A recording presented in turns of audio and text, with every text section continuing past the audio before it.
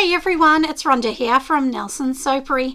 Today, let's get into a video all about soap. Today, I actually have to wrap up some soap, but we're not going to be talking about the wrapping. Today, what we're going to be talking about is, can you make money selling soap? I get lots of questions about soap, the price of soap, the recipes that you should use. Does it sell? Does it not? Should I do wholesale? Should I just sell retail?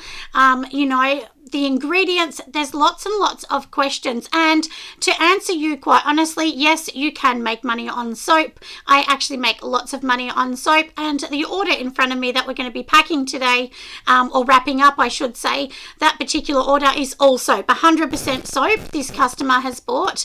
And generally when we're doing wholesale, that's when they buy lots of soap, but you need to make sure that you have your costings right and that you know what your product is actually worth. So let's go through, and as I'm packing this up, so I'm going to pop the camera down, you can just watch me pack or wrap this up, so to speak, and then I will answer all the questions, and hopefully that is actually helpful for you all. So like I said, let's pop the camera down. Now, to put this into perspective today, this is all of the order, and so I'm going to show you the full order. So this is, and this is a small order for me on Trade Square, so it's not a huge order. And this is all soap, so this customer has bought literally all of this soap, and then we have to wrap some more. There's actually more behind me and another 5 behind me. So they have literally bought all of this, and this is what I'm going to say. You definitely can make money on soap. Now, to the side of me, I do have some questions that people have asked me, so I'm going to answer them as I come along. So let's just pop those ones that I've already wrapped aside.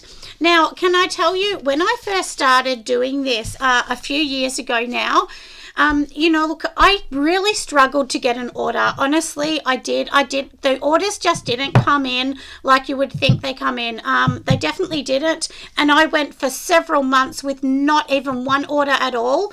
And then after I got an order, it could be 3 months before I got another order, and so on. But now, honestly, pretty much every single week, most days, it's pretty rare to have a day without orders. So, it's taken me a long time, and in that all comes down to, your trust and how many people are finding you on the internet and so on. But let's go through a few questions about this, why we're doing it. And as all of you know, I make my own labels. So we're going to start to wrap them. We will start with my Egyptian bee, which is this deliciously smelling one, which is a beautiful scent.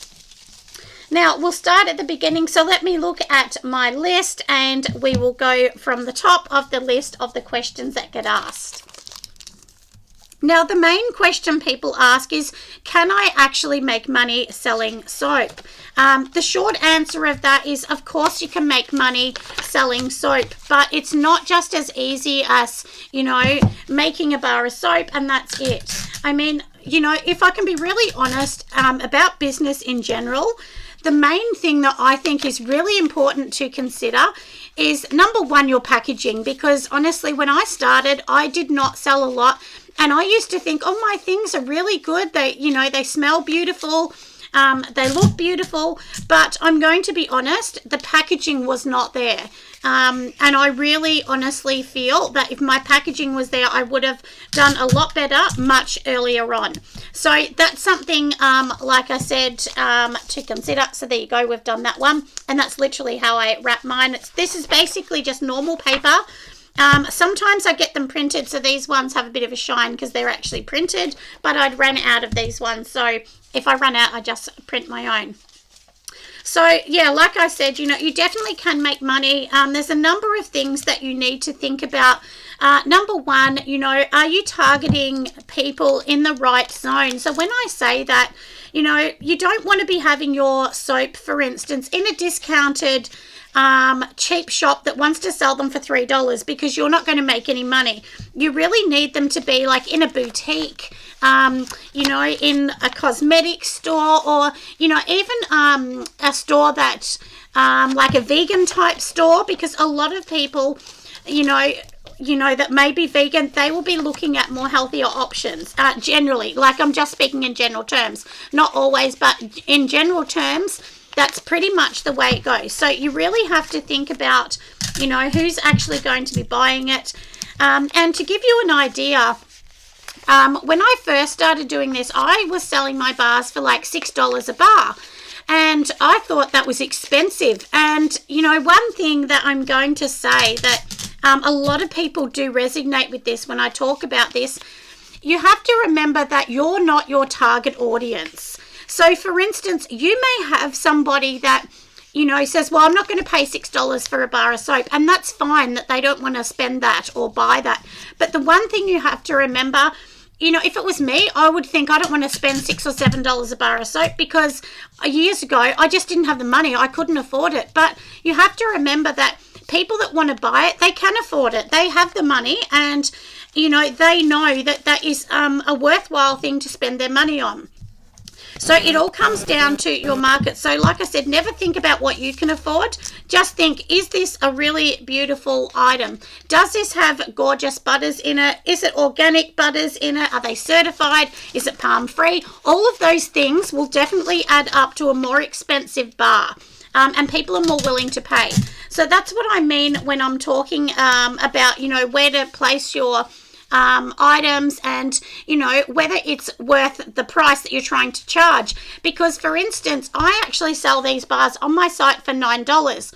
And all of the stores that I've been to lately, they're all charging $13.95, $12.95, $14.95. And I was actually quite shocked, to be really honest. I was actually shocked because I thought, oh, okay, someone's paying $13 a bar of soap. And then I was speaking to several boutiques that had them, and it wasn't my soap, it was just someone else's. And they said to me, oh, that's just what people are willing to pay. So we just charge what people are willing to pay. So I found that very, very interesting. So, like I said, just remember the price is all about what somebody is willing to pay, isn't it? And I'm sorry if I go off track, but, you know, usually I kind of get something in my head and I go, oh, yeah, I'm going to talk about that. So, anyway, that's kind of a little bit about it. You definitely can sell the product. Just make sure the packaging is really good and make sure the packaging is on trend for the shop that you're trying to put it in. Like, there's no good having ones like mine that are all floral or quite colourful in a store that's one of those natural nude looking stores that are just all beige or white, because they won't want colour. So you need to find like a boutique that is more online with what you're doing. And don't do what I did at the start. I actually changed my packaging to suit stores. And then the stores didn't end up buying it after all my work and all my designing. So then I was stuck with packaging that I ended up throwing in the bin because it wasn't my brand. So I definitely suggest stay with your brand and don't feel you know, like you need to go and change for somebody else. You just say, no, this is what we do, and leave it at that. So that's definitely one thing that I suggest. So now let's get on to question number 2. Now, question number 2 comes in a little bit with what we've kind of talked about already, and this is about the recipe. So once again, you know, we need to remember that the recipe that we are using should suit the people that you're trying to sell it to, or your brand, of course. So for me, all of my soaps have organic shea butter in. Now, I don't say the word organic because I feel like saying it.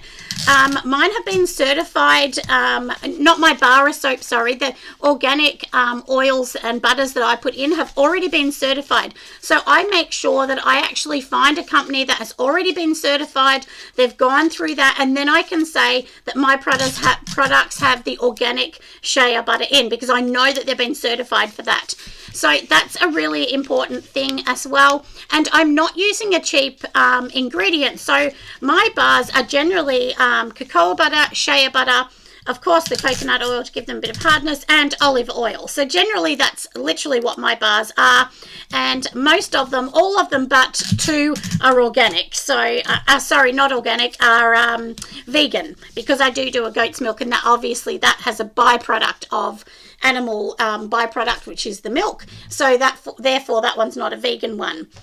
So now we've done all of that one, so let's keep going, and I will do the others. We'll move that aside so you can see what I'm doing as well. Now we'll do the watermelon.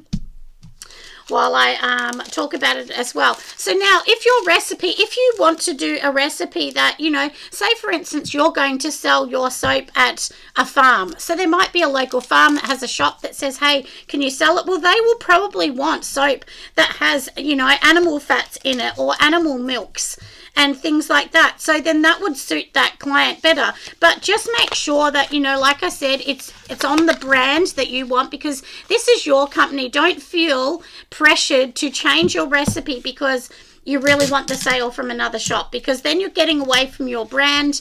And you know, and that's really, honestly, that's how people buy things, is because they get used to your brand, they like it. And I don't change my brand anymore for anybody else. I made that mistake, as I said, much earlier on. So you really don't want to do that. So I suggest you find a recipe that works for you. And do remember, you're going to have some people that are going to say it's drying. Some people that might say it's too oily. Some people might say the bar's too big, it's too small. I don't worry about that. Now what I do is I tell them, that is my bar of soap. That's how we do it. That is our recipe. And, you know, 99% of people will love it. And there might be that 1% that just go, that bar of soap's not for me. It's too drying. It's too oily. It's too whatever.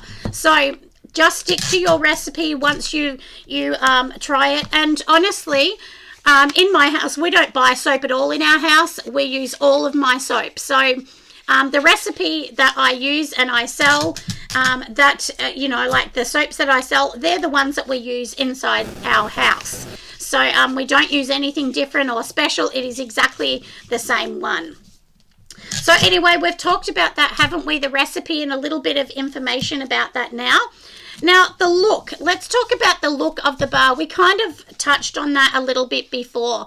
Now, the look of the bar, you know, so say, for instance, this is the look of my bar inside. When you're taking your photos online, please make sure that you can see, you know, the bar as well as the packaging. So, you know, you might have, you know, a picture like that with the packaging, and then you may have that sitting there. So, and that's what I do, so they can see both. Now, if your clients, you think they might want a bit of a colourful bar, do the inside colourful, the outside like this, or so on. But I really believe the packaging is what sells my soap. I 100% believe that. And as many of you know, I've spent a lot of time on Canva doing it. So you don't need to go to a print house to get boxes printed and things like that. Don't feel that you need to do that. You don't. Even though I'm actually going to be getting boxes printed for lots of my things, I'm not for the soap. They're still going to be wrapped. I honestly don't believe soap needs to be in a box.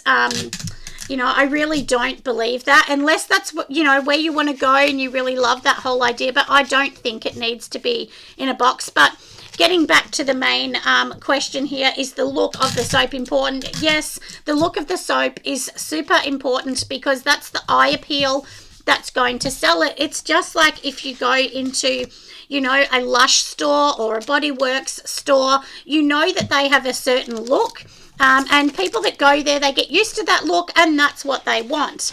And for myself, as time goes along, you know, I'm looking into hopefully getting a shop in another year or two, and a retail shop, which will just be my own, and everything will be based in that pink, petal pink color, with the shop being pink. And that's the thing that stands out. So if you have a look here, I have this like rim of pink around it, and that pink is on now my boxes and everything. And my new boxes that are getting made are going to be like this, so they're going to have that pinky kind of look. And that's the thing, people will see that color and they will know that's my brand. Just as, you know, you go into Lush, you see those black tubs, and you know that that's Lush's kind of signature thing that they do, the same as the chalkboards and the writing. That's their signature, you know, kind of thing that they've done. So the look is important for branding, and it's also important for people to pick up your product and, of course, want to buy your product. So we've talked about the look, haven't we? Now, my next thing was the brand. A lot of people say, is the brand important? Yes, it is. If I didn't have my logo and brand on everything, people may not want it. And, you know, look, honestly, I have people say to me, oh, your brand's on it, aren't they? Like, they may order from my store, But often I get questions where people say, oh, I'm just double checking that your brand has your logo. And I say, yes, it does. And often they say, oh, that's good because I'm buying this for a gift for my friend and she watches you on YouTube. So I really want the brand. So that's the thing, you know, if you start to get known, then what actually happens once you start to get known, like I said, is people will actually want your brand and, you know, logos and things like that on everything. So that's super important, isn't it? So yeah, definitely make sure that you've got all of that, and you know, make sure your logo's on it, because that's the only way that you start to get recognized. Or maybe you want to be like Lush, where, you know, maybe you want to have a raw product, maybe you don't want to have it wrapped, and that can be your little bit of difference to a lot of other soap stores.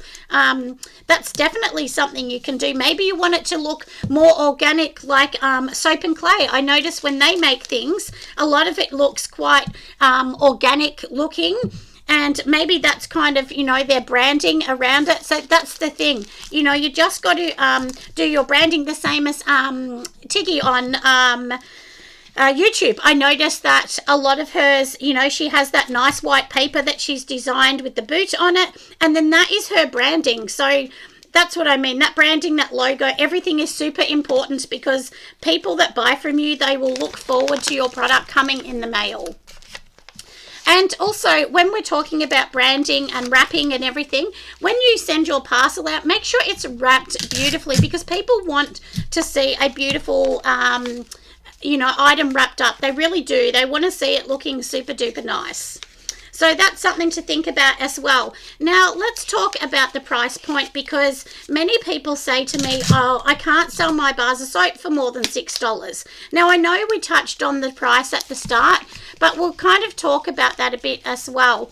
Now, when you're using more expensive ingredients, one thing to remember is that obviously costs more money. So then that means that you need to charge more money for your product.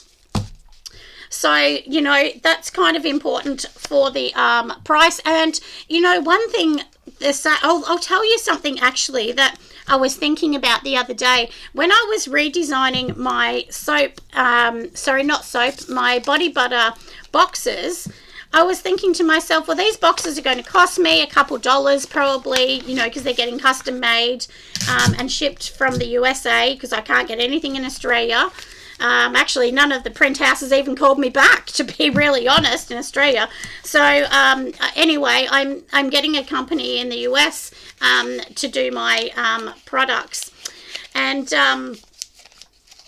sorry, hold on. I've got to fix this while I concentrate a little bit. So, yeah, so anyway, so when we were talking about, you know, getting something printed, well, obviously that costs money. You need to pass that on to your customers. So for instance, how I was talking about the body butters, well, my body butters, I really don't make a lot of money because they're very expensive ingredients I use all certified organic products in it, and I even use like jojoba oils and things like that. So they're not a cheap item to actually make. So therefore, I'm going to have to put the price up. Now, don't be scared to put your price up, because if people really want your item, they want your item. You know, so, and that's the thing. I always think, you know, diffusers, oh, well, you know, $26 is more than enough. That's what I charge on my diffusers. But you will be amazed how many people are paying $30, $40. My daughters were telling me that's on the average what they pay is about $40 a diffuser. And I thought, well, that would probably make sense, because I sell a lot of diffusers. In the last week, I think I've sold about 60. So, you know, like, yeah, crazy. So obviously, my diffusers are more than a reasonable price. So, yeah, once again, like I said, just know your price. Make sure you're charging the right price, whether that's wholesale, retail, whatever. You just have to be realistic. And if other people complain because it goes up, well, you just have to say, look, unfortunately, you know, ingredients are expensive and running a business is expensive, because you're not just paying for this product, you're paying for the overheads, you know, the boxes. Like, for instance, this is some soap. This person's also bought these. and I make 4 little guest soaps in the one box. So basically what they have to do for you know, what I had to do for this, I had to make this label. I've had to have the extra box, plus every item is wrapped like these on the inside of the box. So it's definitely not a cheap thing to do. So that's something that's super important, to think about all of these things and the cost. You know, this box is another 70 cents on top of all the wrapping and everything else that I've done. So that is super important, like I said, to remember all of these things, because all of these things add up to, you know, making sure you're selling your items at the right price. So I hope today has really helped just give you a bit of idea about soap and how you can make money. You definitely can. Just get your recipe right, your packaging right, your images on the internet. I take all of mine myself with a normal iPhone.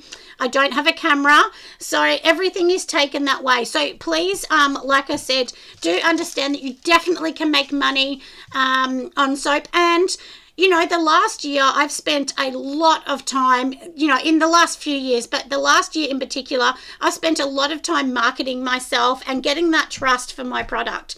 And that's why I sell a lot of products now. But as I always say, some months I will sell thousands of dollars. Some months it may only be $1,000. But you have to be grateful for any sale that you get. And remember, that's all a part of growing your business to the stage of starting small and then getting bigger. So hopefully that does help everybody. And please remember, at the start, I did not make them in slabs. I used to make them in a tiny little mold that was for 4 pieces, 4 molds as well, but now obviously I make them in big slabs, which one slab will make 65 bars, but that's, you know, takes a long time to get to that stage. Anyway, I will let you all go. If you have any questions, make sure you pop them down below. You can join our Patreon if you like, that will help. And on YouTube, we will be having a chat feature popped onto YouTube soon. I'm just adding all of that onto there, so you'll be able to see that, and you can become a member through YouTube soon. Anyway, if you have any questions, just shoot me a question. See you next time. Bye, everyone.